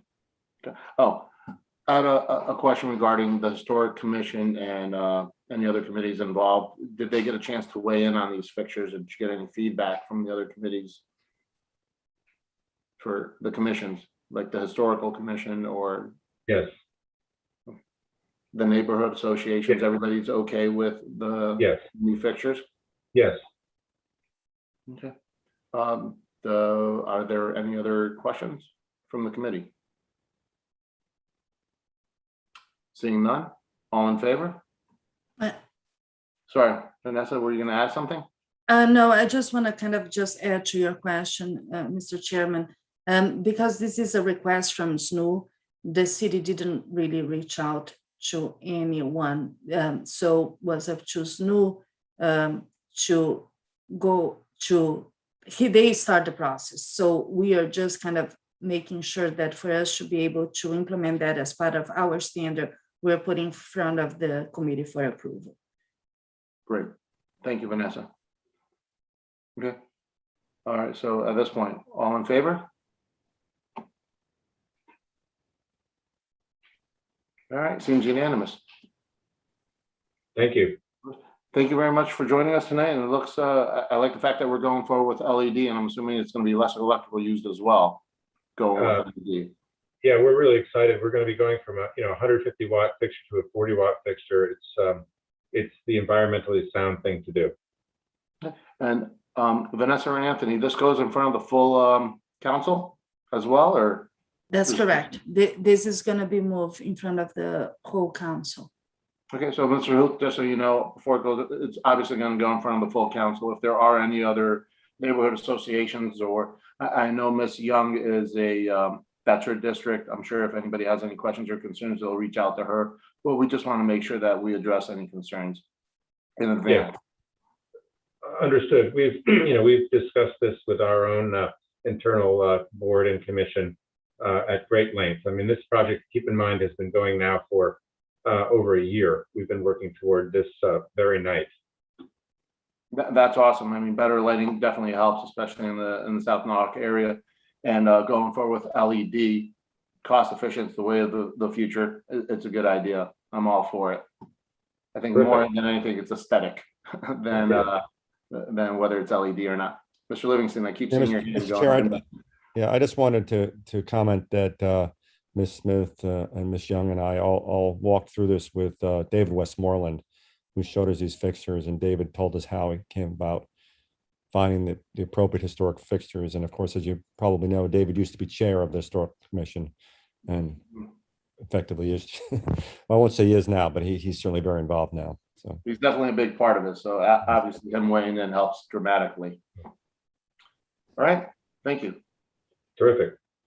Well, thank you for joining us again tonight. Again, thank you, Chairman. All right. Thanks, well, Alan. Sorry? Well, that Oh, ends the business. Sorry, Mr. Carr, were you going to add anything? No, I was just thanking Alan, but Mr. Chairman, sorry. That's okay. That ends new business. Going on to information and discussion. Item A. Vanessa, This is all pretty much tied into everything we were talking about today. So maybe we just go from item A, B, and C all together into the discussion of what we've approved today, rather than just keep breaking it all down. Well, A and B, as far as sediment removal and then the different areas of flood mitigation. Okay, so for sedimental removal, we are almost done with the project. Finally, we were able to get the material for that change order that you guys approved a long time ago for 264 West Cedar Street. We're planning to start that project hopefully Monday. That's the delivery day for the material, and we should be done there within 2 weeks. All the remaining punch list items from the regional scope is completed. Betts Brook, Dreamy Hollow, Anthony, do you want to give them an update? yeah, sure. And also too about the sediment removal, just to add, there was a comment earlier, I believe, from Ms. Pellegrino's letter. And again, the sediment removal from the waterways, it's not a flood mitigation measure, it's maintenance. And the reason and the theory behind it is that if you're maintaining all of the waterways, you eventually get rid of all the sediment and you eventually improve hydraulic capacity and flow, as it should be, right? So if you have a certain size hole and it fills up with dirt, it's still going to convey flow, but it's just not going to convey flow as efficiently. And then some areas in the city are more clogged than others. So I've always been very careful in my correspondence to always manage the expectation up front that the sediment removal is a maintenance item. So one could say, well, why do that? Why don't you just do it for the mitigation? Because the ongoing maintenance, it does eventually lead to a larger, broader effort where if you keep cleaning each of these segments, really what happens is it improves the flow, but it also buys time. So instead of the water course filling up, 3 feet in let's say half an hour, maybe it's filling up now 6 feet in an hour and a half. So it doesn't necessarily change the volume of water you're getting if you're in a low spot. It doesn't redirect or divert water away from a flooding area, but it does help the water to move through quicker so that other drops of water don't accumulate or as they say in the engineering field, combine peak flows together. So when water droplets A, B, and C can get downstream quicker and not combine with water droplets D, E, F, you obviously have a reduction in water elevation inside the channel, which avoids overtopping, which avoids water coming out to people's lands and property. So it's not necessarily a flood mitigation measure. It's not a substitute for that. It's purely just maintenance. But segueing into the Betts Brook, Dreamy Hollow, Friendly Pond, they're all basically the same project. But this was the study area, which was comprised of 400 acres. It started, I believe, last summer, and then we had our first public forum summer of 2019. Then we had a public forum for Dreamy Hollow, Friendly Pond, now called Betts Brook. in November of 2019. And we're pleased to say that this is a construction project that includes drainage improvements within the study area, which I get again is about 400 acres. It also includes sanitary sewer improvements, which are critical in the Saddle, Assisi, Friendly, Daphne, Surrey, Saddle Road, that area. A lot of the issues with the sanitary sewer overflows are related to stormwater, but they're also related to back pitched sanitary sewer pipes, meaning they flow the opposite way. They can't go uphill. There's sags or bellies in the pipe, which obviously impact flow of sanitary sewage, especially where grease and debris could accumulate. So there's a lot of issues in there with the sanitary sewer. So rather than just looking at just the drainage, we thought it was the opportune time to also include the sanitary sewer improvements. There's also water main improvements in that area and a small portion of gas main improvements as well, due to relocation to accommodate our proposed utilities. So it really is a sanitary sewer and drainage improvement project. We are pleased to say from the hard work of Woodard and Curran, especially my staff, we are going to be bidding this project out in late October, and we are awaiting a final construction cost estimate from Woodard and Curran. So again, the project is going to be a little bit higher in cost because we are including sanitary sewer improvements and water main improvements, which was not in the original scope. But early on, we did identify the need to improve both of those. More so, the water is getting improved only because it's in the way of our drainage and storm and sanitary sewer. But nonetheless, we will be utilizing various funding sources. So there will be a cost sharing between the WPCA capital fund project budget and also Public Works engineering capital fund as well. So it will be done in tandem. Again, that was 2 years in the making. And I think we arrived at the most cost beneficial homes. Again, on our next meeting in December, so I'm not sure if we're going to have a November meeting. If we do, we'll report on the final estimated construction costs. We'll report on all the basically the executive summary of what everyone needs to know about that project too, as it goes out. There will be a 4-week bid process. So if we do advertise for bidding in late October, we likely will get bids back after Thanksgiving.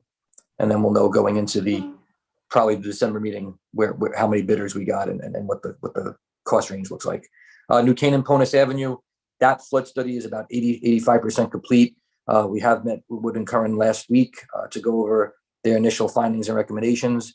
There's some modeling that they have to finish and also some additional information and field information they need to gather. Once that's completed, we are going to have a public forum, and this goes to Ms. Pellegrino's letter earlier, and that whole 468-acre drainage area, which is what encompasses New Canaan and Ponus Avenue. So just because we call it the New Canaan Ponus Avenue drainage study doesn't mean that it's only limited to the improvements in that area. There are other streets that will experience the benefits like Cornwall, Lycett Court, Cornwall Road, Cornwall Court. So there's all different areas that will experience these benefits. That drainage study is almost done.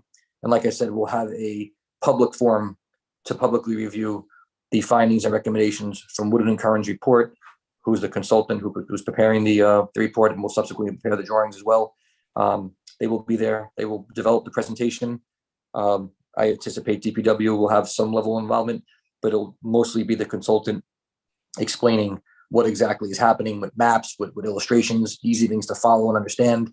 And we expect the environment to be dynamic. So we will take a lot of questions from the audience. We had it Friendly Pond back in November. It was fantastic. We had breakout groups. Each resident gave their account of what floods and what doesn't, and why that's important is because it helps ground truth the model that they're generating, which is all based on field data and empirical data. So if you say I flood in my property and the limits of flooding are generally from here to here, they put down the model and they calibrate it and they make it as representative as they can to real life conditions. So that date has not been set, but we know that it will be before Thanksgiving to have that public forum. So we'll ask the mayor's office, the communications manager, to issue a press release. We'll put it on social media. We'll do email blast internal. Obviously, we have a list and we know who would be interested just from the inquiries that we get from Ms. Pellegrino and Councilman Keegan in that area. We will keep them informed as well. So we're excited. And by that point, too, we'll have a better idea of cost and schedule, which the consultant's going to lay out at that public forum. So we're moving along. Yes. Thank you, Chief. Yeah, can I just, with 123 being a state road, is there any support or help or, funding available from the state to help with this problem? Well, Woodland and Curran is looking into alternative funding sources, and we have to be honest, we still have to coordinate with the state and let them know our plans, because at a minimum, our improvements, like you said, will have to go underneath Route 123, and it's going to require some level of coordination and approval from Connecticut DOT to basically put new storm pipes across their road. Again, we've had some high-level preliminary discussions with them, and they seem to have a good appetite for it, and no reason to necessarily deny our permit. Woodland and Curran is looking to additional funding sources, and Councilman Smith, I don't know if specifically, if just because we're going across the state road, if we can get state funding, but I'll certainly pass this to Woodland and Curran, and they will look into that. But we are looking into a lot of FEMA grants. We're looking into DEP grants. We'll certainly look to offset the expenses with as much revenue as we can possibly find. But, unfortunately, with a city of our size, and truthfully, I've seen this in other municipalities, we do have a very well run and balanced budget, in the sense that I've noticed when I've gotten grants and not gotten grants before, mostly not gotten them, the grant awards typically go to the small municipalities who are fiscally constrained, the smaller populations, the villages, although you don't have that in Connecticut, but the towns, they typically get first bite of the apple for those grant projects, because they look at Norwalk and they say, wow, AAA bond rating, you're doing great, you have this big budget.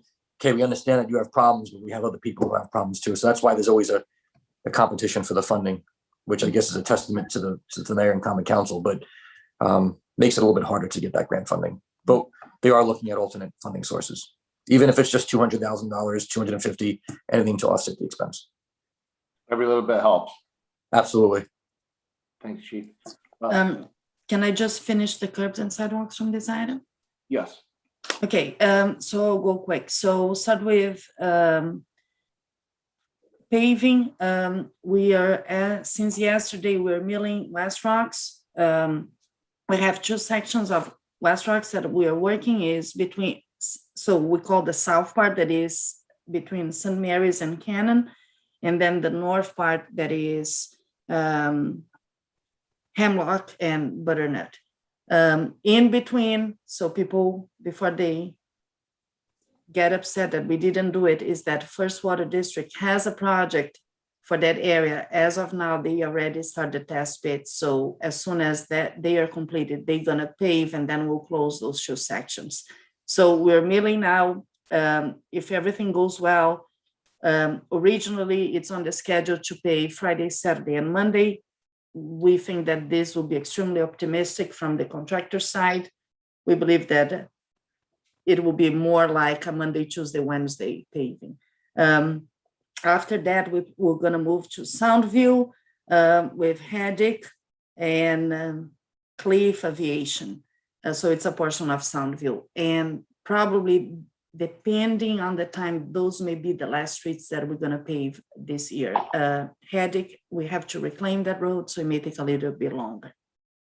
In case, I know Darlene would like that, Ms. Young, in case we get to the end of the year quick and the plants are not closed, we're going to go to Woodward and finish the other block that we haven't done yet. If not, we'll move that to the spring. In regards to sidewalks, we're still on the Center Avenue area. The idea is we finally got back a second crew from Grasso. We have been having some issues with crews with COVID. So we are down to one of the sidewalk crews. So now the second came back. They're helping now at West Rocks. We had to put a couple of ADA ramps there so we could pave. After that, they're going to move to Rowayton Avenue, and then maybe we'll start Elmwood. At Elmwood Avenue, we started already remove some of the trees and prune the ones that were needed for the sidewalk project. Again, now the window is closing. If we cannot get to it by the end of the year, we're gonna move the second crew there for the spring. And meanwhile, the first crew will continue on Delaware Avenue, Fremont Place, Hudson, Plymouth Avenue, and Thames Street. And at the same time, we have our on-call drainage contractor pretty much ahead of our sidewalk crew. So they already did Rowayton. They're gonna have on-call drainage project that we are doing in-house to alleviate some flooding on Crest Street that they should be starting hopefully this week. And then after that, they're gonna be moved to the Plymouth area where we found a couple of combined sewer with storm that we're gonna disconnect. That will be improvement to the city, and also finalize drainage so we can finish sidewalk there. I think that's all on the item one. Yeah, Vanessa, agency. that was important too. I just want the committee to know that we did encounter 8, I believe it was approximately 8 catch basins that collect storm sewer that were tied into the sanitary sewer. So a connection from a storm sewer or a pipe, a catch basin to sanitary sewer is known as an inflow source. So you might have heard the term I&I, inflow and infiltration. Infiltration is typically from groundwater, inflows from everything other than groundwater, like rooftops, trench drains, catch basins. So the theory is that by eliminating these 8 catch basins that are collecting rainwater, you're going to have that much rainwater not going to the wastewater treatment plant now, which helps and supports the city's ongoing initiative with identifying and removing as many sources of I&I as possible throughout the sanitary sewer collection system. So 8 catch basins, as you can imagine, during a storm like Elsa, Ida, it generates thousands of gallons and maybe even thousands of cubic feet of water that the treatment plant has to treat unnecessarily. Thank you, Chief. That makes sense. You're absolutely right. That is a lot of extra water that shouldn't be going to the treatment plant if it doesn't need to. I apologize, everybody, but I'm going to break procedure for a moment. Everybody knows with the Zoom and technical difficulty, Councilperson Young was trying to get a question out during item 4 regarding the Boughton Street sewer service. If it's okay with everyone, I'm going to go back, just ask those questions. Obviously, the item's already been voted on, and she didn't want to reverse her vote. She just wanted answers to these few questions. If it's okay with the rest of the committee, I'm going to ask them right now. Everybody seems okay with it? All right. All right, so Chief or Vanessa, this is from Councilperson Young in regards to the Boughton Street project. Can you please give us a timeline for the project? Boughton Street is extremely tight. Will there be a need to leave equipment near or in the street? Will the residents on and around Boughton Street area be given notice prior to the work being done? Will there be a need for traffic detours? So Mrs. Young, this is a private project, so the city is not doing it. So I do not have, as of now, a timeline when they're gonna start. The only thing that we're doing there is approve the plans for the extension of the sewer. I unfortunately, Ms. Sach is not anymore on the call because she would be the right person to answer that. It's very common that sometimes, depending on the appetite of the developer, they will start project right away, or we see that after approval, sometimes we only see the encroachment permit coming back to us after a year or even 2. Usually there is a timeline after we approve the plans that they have to start work, otherwise they have to go through the process again. So I would say that probably within the next year, that project may start. In regards to the detours, again, because we haven't issued an encroachment permit yet, I cannot tell you what they are planning to do in regards to closure.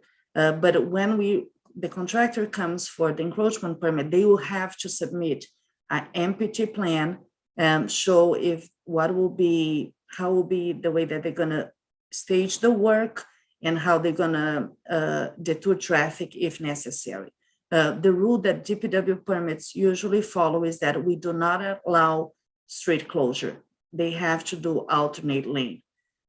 Unless it's like very sporadic, we will allow closure. So when we do allow that, when there is not enough room for the work to be performed and keep one safety lane of traffic moving through. But besides that, we always only authorize alternate lane. So we're gonna keep that in mind when the encroachment permit will be issued. But as of now, I cannot answer any further because I don't have any information about when and neither who's gonna be doing the work. Thank you, Vanessa. And can you please relay the concerns of Councilperson Young to Ms. Suchi and the contractor? Definitely. Thank you. Okay. At this point, let's get back on track. B, tree operations report and programming.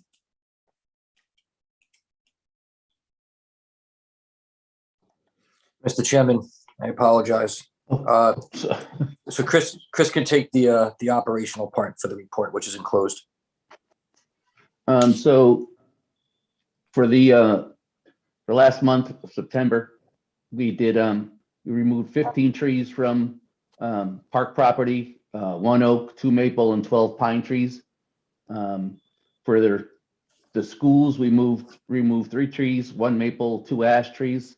And in the city right away, we removed 33 trees, 12 maples, 2 cherries, 6 ash, 1 elm, and 12 junipers and 1 pine tree. I want to add to Mr. Chairman and Councilmember Livingston, we did not forget to add in the column for the new trees. It's just that there's been several new tree location plantings. I'm sure you're familiar with some of them. I know on Wilton Avenue, I believe there was 18 planted recently.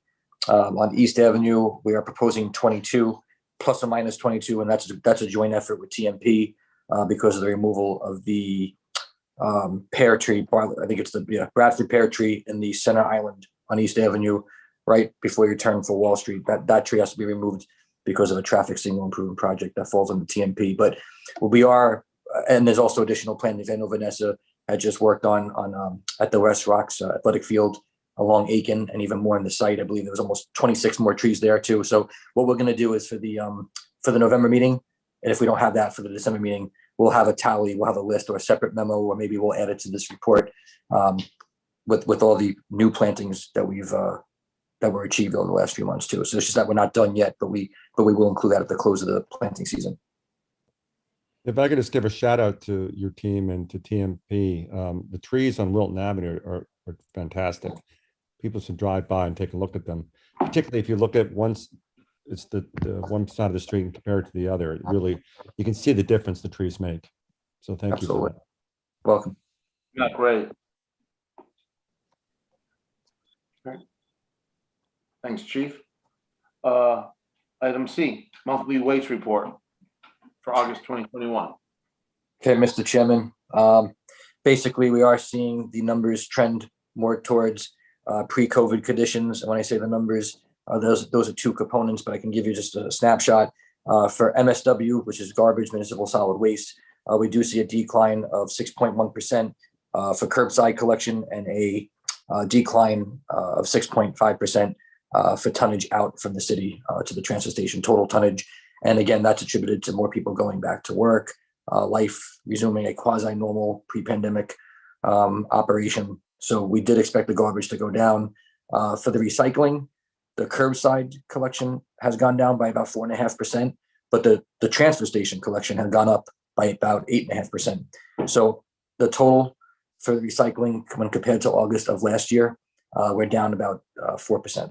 But again, that's attributed to less people being home and resuming a more of a pre-pandemic operation. So, but the good news is that the revenue is up approximately 3.5%. So with all the balances of the percentages on the sheet, the executive summary is that the transfer station tip fee has gone up about 5.5% for garbage out and recycling. 4.5%, we were down 4.5% for the curbside collection, but then, like I said, we're up 8.5% for the transfer station. So that all balances out and averages to about 3.5% up for total revenue when compared to last year. So we're still doing pretty good. Does that reflect the new tipping fees? Yeah. Yes. Okay. Thanks. Well, it was effective, Councilman Livingston, I believe the new tipping fee was effective July. So if this was for, I thought, I wasn't sure. Right. So you're only going to get a small amount of that new tipping fee. Gotcha. Thanks. I think July and August. Okay. Item D. Sorry. I was going to say that's it for Public Works, unless Chris or Chris or Jess want to add anything to the bulky, the monthly solid waste report? Okay, Seems like everybody's satisfied. I think we're good, right? We're good with that. Item D, tropical storm item, special bulky collection. Chris and Jessica and your crew, thank you very much. Just so the committee knows, we did have 26 staff deployed throughout the city on September 15th and 16th for a special flood damage bulky collection from Ida. We had 12 drivers, 12 laborers, 2 operators, and that doesn't include the managerial staff that I know Jessica and Chris were involved with. So we had the upwards of 30 people assigned to this event. The numbers in the back, but just from a summary, we had about 260 collections or pickup points. We collected about 39 tons of bulky waste, and we collected about 5 tons of metal. Again, very impressed. I know a lot of municipalities in Westchester were doing the same thing. Some with their own sanitation departments had trucks going around all the time. Some did collect C&D. Most of them did not. And again, we cannot collect C&D for a multitude of reasons, but primarily it is related to the permitting at our transfer station and also with city carting too. So there's operational reasons as to why we didn't collect C&D, aside and also related to us not having done that before too. So I know some municipalities collected toilets and sheetrock and construction debris, but there's a lot of logistics and other precedents that are not well set by doing that. But again, even if we wanted to, we couldn't because of our permit restrictions from Connecticut Deep. So there was a reason for that. But we did what we could. And I think that to alleviate some stress and frustration experienced by a lot of the residents and those who experienced the flooding, hopefully this was at least a small token to get them through the tough times. There is something nice being said when you could put something to the curb and not have to worry about it, and it goes away when you walk out the next morning for work or look out the next morning when you're having coffee. So kudos to Chris and your crew and Jessica.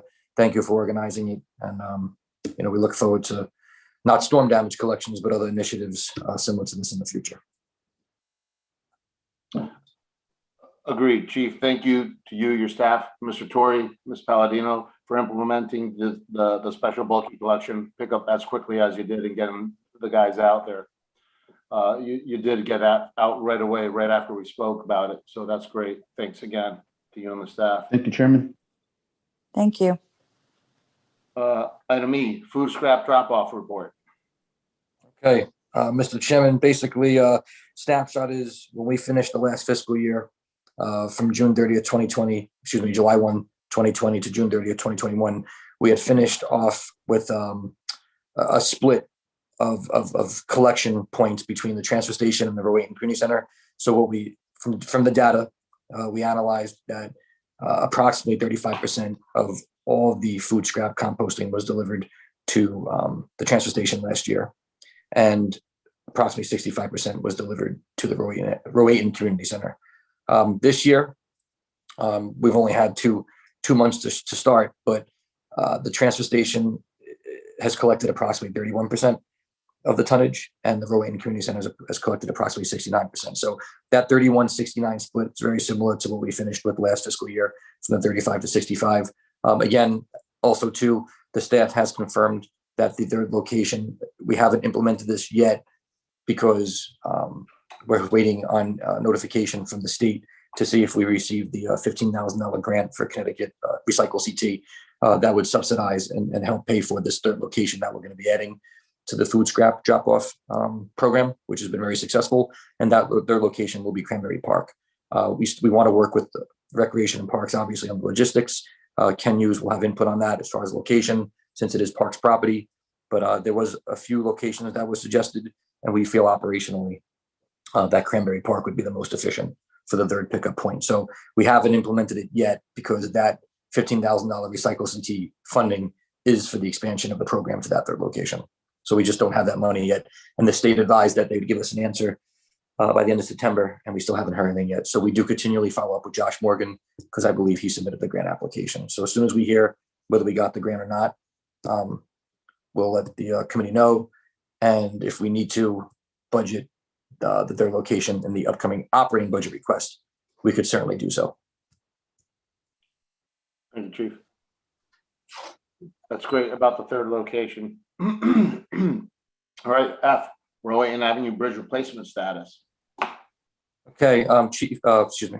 Mr. Chairman, I'm going to defer to Vanessa on this. She can close out the night. Okay, last item, I believe. Yes. Okay, so the Wayton Avenue Bridge, I know that physically you're not seeing much progress, but we're really doing a lot of I'm tired, I'm sorry.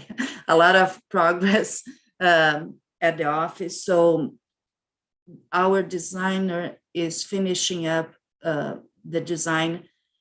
As of now, he is just confirming the hydraulics of the new proposed culvert. We want to make sure that what we're going to put to replace that bridge will not going to affect the hydraulics. So we want to meet exactly the existing conditions. So we are just going through one more time that the proposed culvert box will be able to handle the same amount of water that we had it before. So that for us is very important because we don't want any more flooding related to a change on the bridge. The other thing that we already got approval from our conservation committee. So we have on a municipal level approval for the bridge replacement. We are just waiting now on Jeep and the Army Corps. But until we do not have a final design, we cannot submit to Jeep, but we should have a meeting with them as of next week. Also, we have been talking to a contractor that we're going to be able to engage as an emergency repair. They are a bridge contractor that they would be able to get us the material very fast because they're very well known in the industry. And we know that they will be the ones that will have enough power to be able to get this covered as soon as possible. So we already shared the design with them. They were able to give us a quote on the proposed culvert that we are initially considering. And they will have probably an estimate for us by the end of this week. We believe that the earliest that will be breaking ground there will be around Thanksgiving. And then we expect at least 8 weeks of work. So that's where we are now. And again, this considering that everything with the permits will go well. So the only issue that is not clear yet is if we're going to get the permits right away from Jeep and Army Corps, that we believe we do, because it's just an emergency replacement in kind. But that's where we are with the Rowayton Avenue Bridge. So Vanessa, what do you put on the surface since the asphalt plants are closed? Is it? This contractor has the ability to get hot asphalt from New York. Oh, okay, wow. That's great. Mount Vernon usually stays open, Chairperson Livingston, all year round. Oh, okay. Well, thank you. All right. All right, seeing no other comments and the fact that it's 9 o'clock and I still haven't eaten dinner. Thank you, everybody, the staff. Thank you, everybody, for being on tonight. And our next meeting is going to be Tuesday, November 2nd, 7 p.m. Or not. Or not. We'll see. Election day. Election day, I don't know. Well, if there's anything important, you know where to find us. I don't want to jump the gun and say not or not yet. If something important comes up, you know, that's our first duty. But that being said, anybody want to make the motion? Thank you, Mr. Keegan. All right, thank you. Thank you, everyone, and have a good night. Thank you, Mr. Chairman, council members and staff. you. Have a nice night. Thank you.